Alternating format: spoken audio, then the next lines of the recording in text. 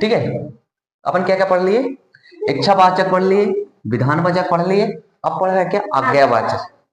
क्या पढ़ रहा है? आज्ञावाचक। और जो शब्द ही से एक स्पष्ट हो रहा कि आज्ञावाचक मतलब क्या है। ठीक है, यदि शब्द आ जाए, वर्ड आ जाए कि भाई ये कौन सा वाचक है, तो आप पढ़ के समझ के ठीक लगाते हैं। ठीक है, अब देखिए, आज्ञावाचक वाक्य वे होते हैं जो अनुमति, निर्देश, मांग, सलाह, उपदेश।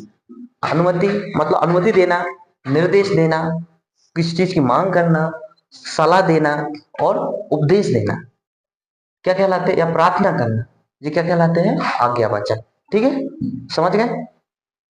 समझा? किसी को भी सलाह दे रहा है आप, वो आज्ञावाचक है। निर्देश दे रहा है, आज्ञावाचक है। किसी चीज की मांग कर रहा है, वो आज्ञावाचक है। क्यों नहीं?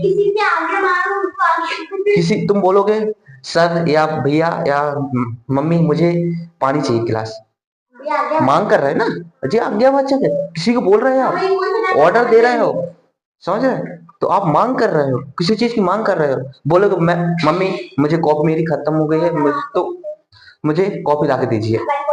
ठीक है, तो आप एक आज्ञा कर रहे हो और मांग कर रहे हो, तो इसको क्या वाचक है? आज्ञावाचक। ठीक है, समझ गए?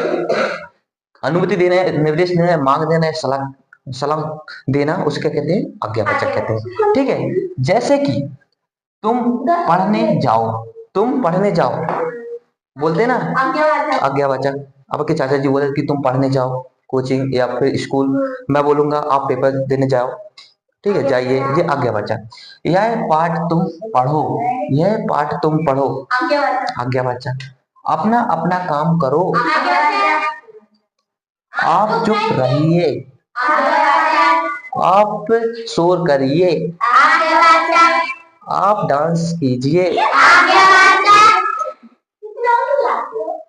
ठीक है, ऐसे शब्द क्या है? एक आज्ञावाचक में जाएंगे। ठीक है, तो इतना समझ गए आप? ठीक है, ठीक है, ठीक है, समझ गए?